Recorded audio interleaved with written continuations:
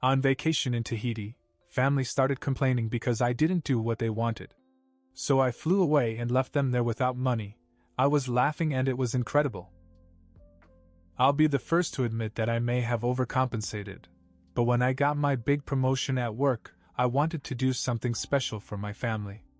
I'm the oldest, so there's always been this unspoken expectation that if I made it, I'd take care of everyone. And this year, I really did make it. I landed a 6-figure salary, shattered my goals, and even started dabbling in investing. So I thought, why not celebrate? A week in paradise sounded perfect. I chose Tahiti because it had something for everyone: pristine beaches, luxury spas, amazing snorkeling, and killer sunsets. It wasn't the most extravagant trip, but it was very expensive. I paid for everything: flights, accommodations, activities, food. I even invited my parents and my twin sisters, Isabella and Jessica. They're 22, fresh out of college, and still figuring things out, so I figured they could use a break. When I first pitched the idea, they were all on board. My mom even said, "You're such a sweetheart for taking care of us like this." My dad nodded in agreement, which is practically an emotional outburst for him. Isabella and Jessica were thrilled. They started sending me TikToks of places in Tahiti they wanted to visit, like the overwater bungalows and dolphin tours. A month later, we were on a flight to paradise. I felt like I was doing something good, paying them back for all the times they had supported me, or pretended to. Tahiti was everything I'd hoped it would be. The water was crystal clear, the food was incredible, and the hotel, while not the Ritz-Carlton, was pretty damn nice. For the first 2 days, everything seemed great. My sisters were having a blast swimming, and I even managed to get my dad to crack a smile when we saw dolphins. But on the 3rd day, the cracks started to show. My mom and dad pulled me aside after dinner and dropped the bomb. "You know, it's nice here," my mom started, "but we really wanted to go to Hawaii." I blinked, not sure if I heard her right. "Hawaii?" "Yes," she said. "The Johnsons went there last month. Your father and I were really hoping you'd plan something like that. It would have been more exciting for us." "Exciting?" I repeated. "We're in damn Tahiti. Look around." But my mom shrugged and said, "Well, it's not the same." The Johnsons said the luau's in Hawaii were amazing. And they got to see Pearl Harbor. At first I thought it was a joke, but the more they talked, the clearer it became they weren't thrilled with the trip. I began to wonder if I had misread the room. Still, I brushed it off. I wasn't going to let a little grumbling ruin the vacation. Or so I thought. It only got worse from there. The next morning I tried to reset the mood. We had a whale watching tour booked, and I figured once we got out on the water, everyone would loosen up. Isabella and Jessica were still buzzing with excitement, so at least I had them on my side. The tour was incredible: whales breaching, the guide telling cool facts, the whole thing. I kept looking at my parents, waiting for them to say something positive, but they were mostly silent. My mom finally muttered, "Well, Hawaii has dolphins too." By lunchtime, the tension was thick. As my sisters raved about the morning, my mother began to list everything she thought was missing. "No pineapple plantations," she said, shaking her head. "No hula dancers. And where are the volcanoes? Hawaii has all that." My father chimed in. And the Johnsons said the shopping in Hawaii was incredible. "There's nothing like it here." I couldn't believe it. I mean, sure, Tahiti wasn't Hawaii, but it wasn't supposed to be. The whole point was to experience something different. But apparently I hadn't lived up to her expectations. That night, we went to a fancy restaurant that I'd booked months in advance. It was right on the beach, with live music and a menu of local specialties. I thought maybe this would finally win them over. Nope. My mother ordered fish and immediately complained that it was too exotic. My dad said his steak wasn't cooked the way he liked it. Meanwhile, Isabella and Jessica were having the time of their lives, taking pictures of their food and the sunset. After dinner, my parents cornered me in the lobby of the hotel. "You know," my mom said, "if you're doing so well now, Maybe you could help out a little more." "What do you mean?" I asked, already dreading the answer. "Well," she said, "your sisters still live with us, and we're getting older. It's time for them to have a place of their own. Maybe you could buy them a house or at least some nice apartments so we can finally have some peace and quiet." My father nodded. "And a new car wouldn't hurt either. That old Honda's falling apart." I just stared at her. Was this really happening? I'd already spent a small fortune on this trip and now they were asking me for more? "I can't do that," I said. "I've had a good year, but I'm not a millionaire. I have expenses, investments. I can't just buy houses and cars like they're nothing." My mother's face hardened. "So you're saying you're too cheap to help your family?" "What?" I said. "That's not what I'm saying at all." But she didn't stop. "You want to surprise us with this vacation, but you won't help your sisters? What kind of son are you?" I couldn't believe what I was hearing. They went on, digging up every perceived slight from my childhood. My father even said, "You've always been a disappointment, and I guess some things never change." That was it. Something inside me snapped. "You know what?" I said. "Good luck enjoying the rest of your vacation without me." And with that, I turned and walked away. I didn't sleep much that night. My mind kept replaying everything my parents had said. The insults, the guilt trips, it was like they'd been saving it up for years, just waiting for the right moment to unload. By the time the sun came up, I'd made up my mind. I was done. I wasn't going to spend another minute, let alone another dollar, on a family that clearly didn't appreciate anything I had done. I packed my bags in record time and went straight to the front desk. I told them I needed to check out early and book the next flight home. It wasn't until I was sitting in the airport lounge sipping coffee that it hit me. I'd just left my family in Tahiti. They had 4 days left, and I hadn't left them a penny. Not for meals, not for activities, not even for the cab ride back to the airport. I laughed out loud. Not because it made me feel good, I didn't, not entirely, but because the whole situation was so absurd. Here I was, the supposed disappointment, and yet I'd paid for the whole trip.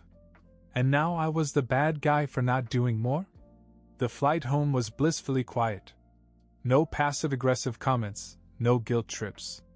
Just me, a movie, and the knowledge that I had stood up for myself for the first time in years.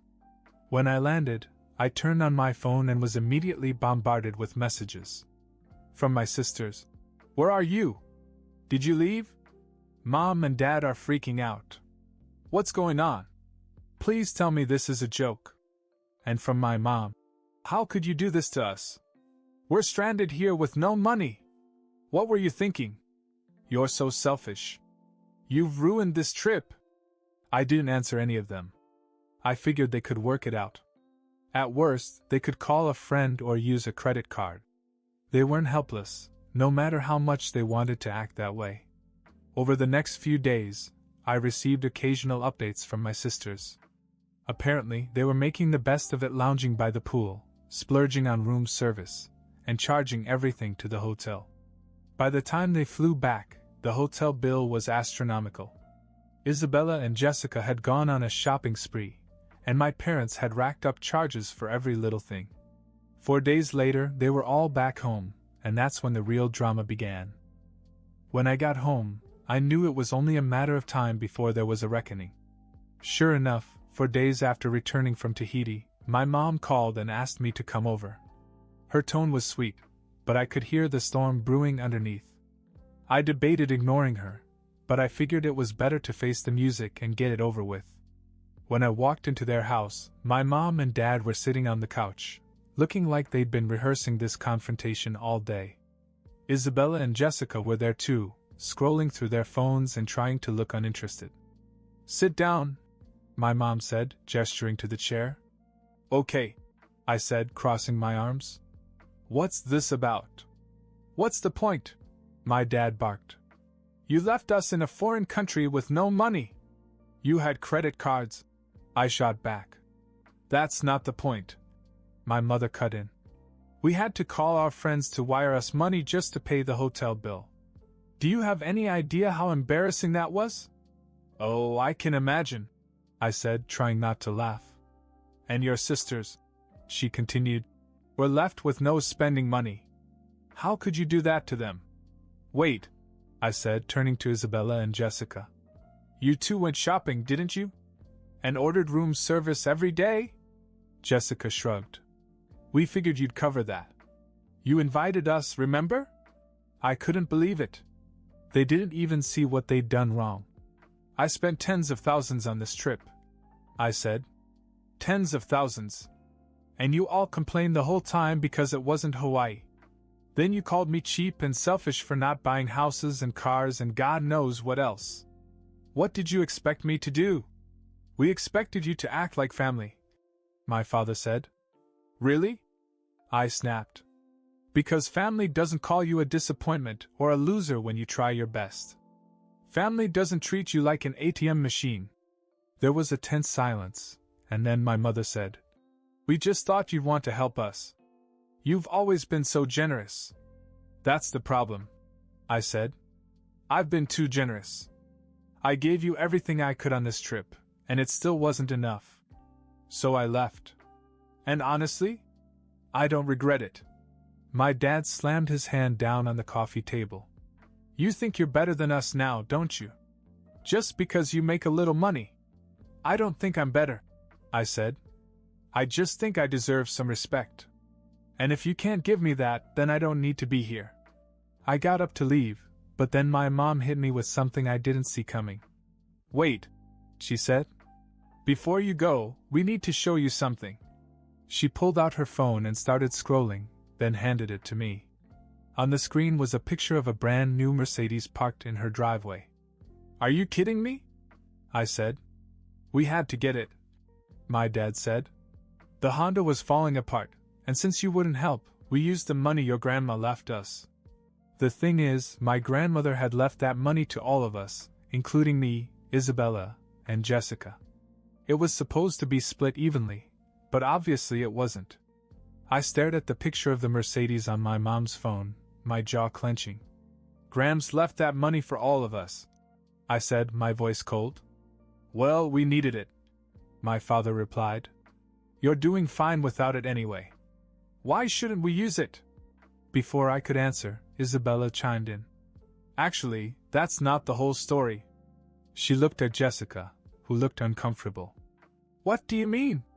I asked, narrowing my eyes. Isabella hesitated, then said, Mom and Dad didn't just use Graham's money for the car. They also used some of it to pay the hotel bill after you left. What? Jessica jumped in, obviously upset. We only found out because Isabella overheard them on the phone with the bank. They emptied out almost the entire account. Wait a minute, I said, trying to process this. The account was supposed to be divided equally. You two didn't get anything? Jessica shook her head. Nope. And when we asked, they said we didn't need the money right now and that it was for the greater good of the family. I turned back to my parents, angry. So let me get this straight. You called me cheap, insulted me for not throwing more money at you, and then stole from your own daughters? It wasn't stealing, my mother snapped. We're their parents. We know what's best for them. Isabella crossed her arms. Yes, because a luxury car is exactly what we needed. Before I could say anything else, there was a loud knock at the door. My dad groaned and got up to answer it, muttering something about how it was probably another neighbor who wanted to check out the car. But when he opened the door, it wasn't a neighbor. It was a man in a suit holding a clipboard. Mr. Bennett? The man asked, addressing my father. Yes? The man handed him an envelope. You've been served. What is this? My father demanded, tearing open the envelope. His face turned pale as he read the papers inside. What's going on? I asked, standing up. My dad didn't answer, so I grabbed the papers out of his hands and skimmed through them. It was a lawsuit. Apparently, the Johnsons, the same neighbors my mom had been so obsessed with, were suing my parents for fraud. What the hell is this? I asked, waving the papers around. My mother buried her face in her hands.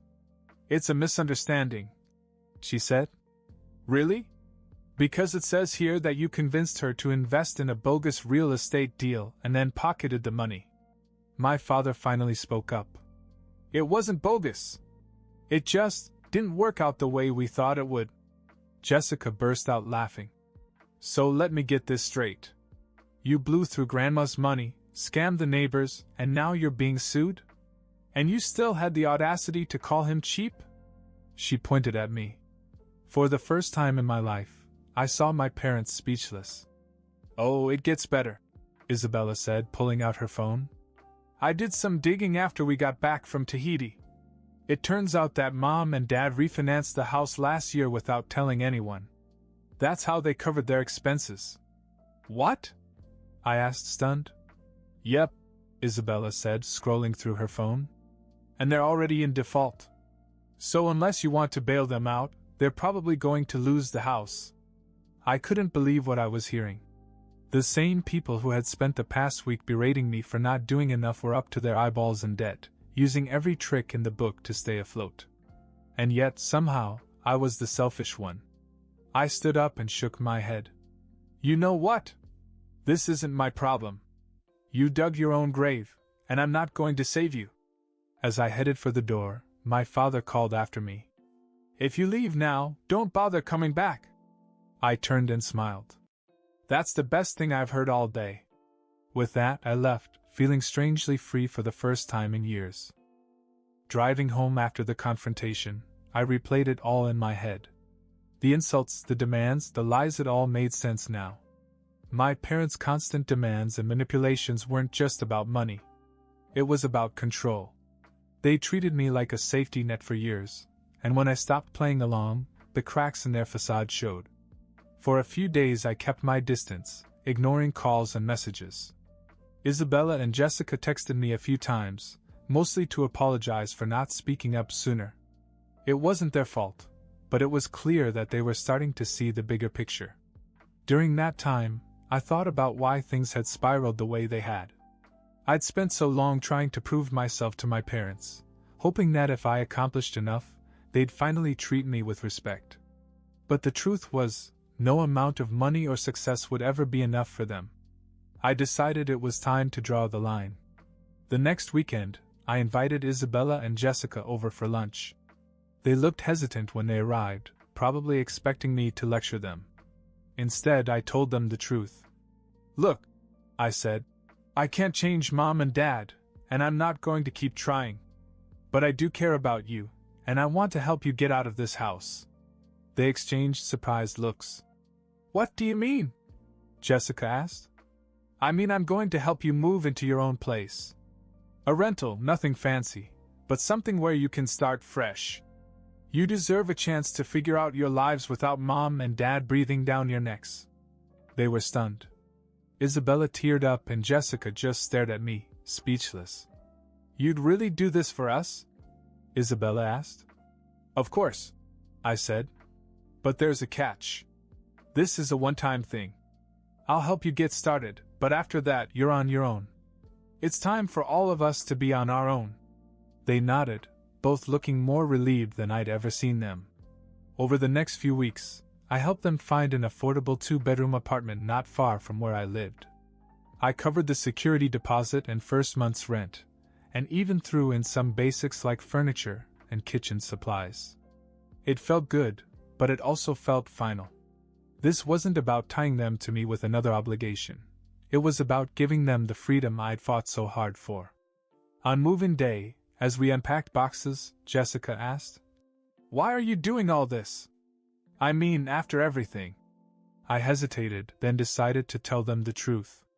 Because I'm starting my own family now, and I need to focus on that. But I also want to make sure that you two are okay. They both froze. Wait, what? Your own family? Isabella asked. I smiled. Yes. I've been seeing someone for a while. Her name is Rachel. We're actually engaged. Their jaws dropped. You're kidding, Jessica said. Why didn't you tell us? Because I didn't want Mom and Dad to get involved and ruin it before it even started, I admitted. They laughed, probably because they knew exactly what I meant. As we finished unpacking, I felt a sense of peace I hadn't felt in years. My parents could keep their drama and their bad choices. I was done trying to clean up their messes. From now on, my energy was going to the people who mattered most: Rachel, Isabella, Jessica, and the future I was finally building for myself. For the first time in a long time, I felt like I was exactly where I was supposed to be.